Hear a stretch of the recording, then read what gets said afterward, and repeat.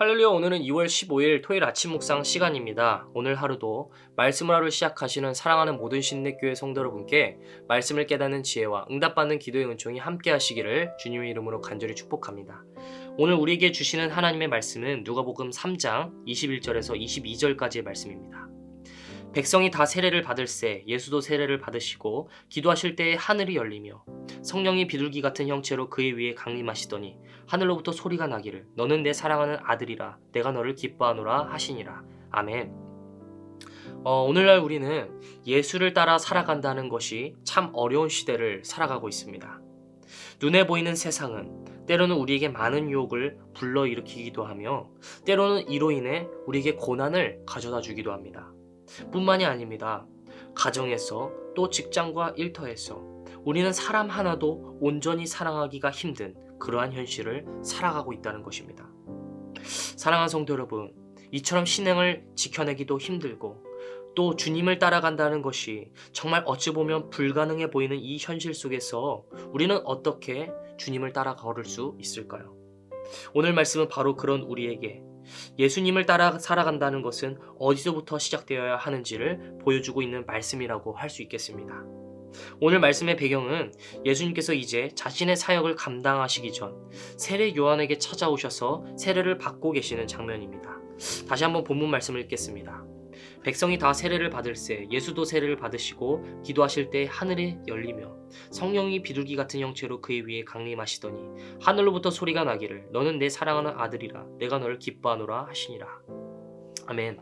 우리는 오늘 이 누가복음의 말씀을 통해 예수님의 공생애와 모든 구원의 사역이 어디로부터 출발되어지는지를 명확하게 발견할 수가 있을 것입니다. 그곳은 어디입니까? 네, 바로 성령 충만, 성령의 충만함을 받는 자리에서 시작되어졌다는 것을 오늘 성경은 우리에게 명명백백히 보여주고 있다라는 것이죠. 이처럼 누가복음의 가장 큰 특징 중 하나는 누가가 예수님이나 제자들이나 할 것 없이 그 신앙의 출발점 가운데 성령의 충만함을 강조하고 있다는 사실입니다. 그렇다면 여러분, 성령의 충만함이란 무엇일까요? 내 안에 계신 보혜사 성령, 곧 헬퍼로 찾아오신 성령님께 우리의 모든 전인격적인 주권을 내어드리는 삶을 의미합니다. 그것은 어떤 의미입니까? 그렇다면 왜 우리는 성령의 충만함을 받아야 할까요? 그 이유는 바로 신앙생활이란 나의 힘으로 하는 것이 아니기 때문입니다. 우리는 그 대표적인 예시로 베드로를 떠올릴 수 있을 것이에요. 여러분, 베드로가 누구일까요? 예수님이 가장 아끼시고 사랑하셨던 수제자였습니다. 그랬던 그는 성령 충만함을 받기 전과 후로 완전히 달라진 인물이었죠. 여러분, 성령 충만함을 받기 전에 베드로는 어땠을까요? 그의 프로필 명목상은 제자였으나 그의 행보는 전혀 제자다운 모습이 아니었습니다. 도리어 물질에 흔들리고 화를 못 이기는 폭력적인 성격에 심지어 예수님을 3번이나 부인한 아주 대단한 업적이 있던 인물이었죠. 그러나 그랬던 그가 단 한 번에 바뀌게 된 시점이 있습니다. 네, 사도행전을 보면 베드로가 설교 단 한 번으로 무려 3,000명이나 되는 그 많은 인파들을 회개시키고 하나님께로 돌아오게 한 사건이 기록되어져 있습니다. 여러분, 어떻게 이것이 가능할 수 있었을까요? 이 믿음 없고 철없던 제자 베드로가 어떻게 이렇게 예수님과 같은 기적의 삶을 그의 삶 가운데 볼 수 있었을까요? 바로 그 앞전에 있었던 성령 강림 사건, 마가의 다락방 사건이 있었기 때문입니다.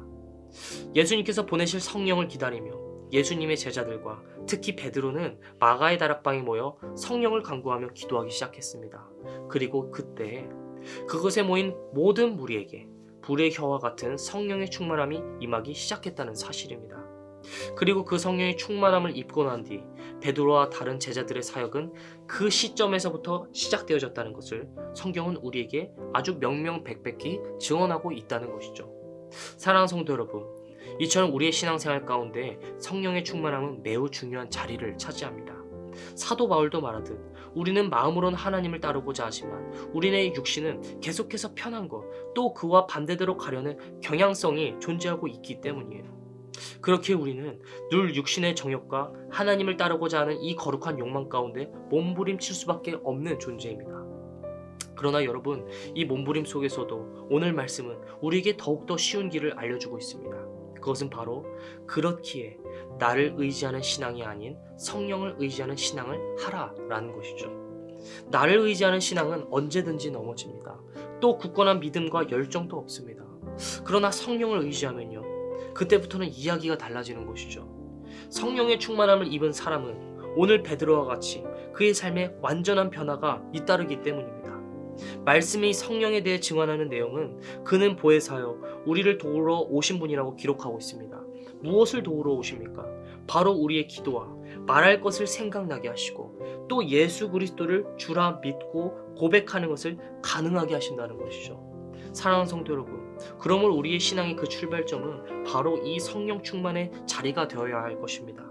그리고 이 성령 충만이 이루어지는 자리는 오늘 예배의 자리, 오늘 우리가 부르짖는 기도의 자리라는 것이죠.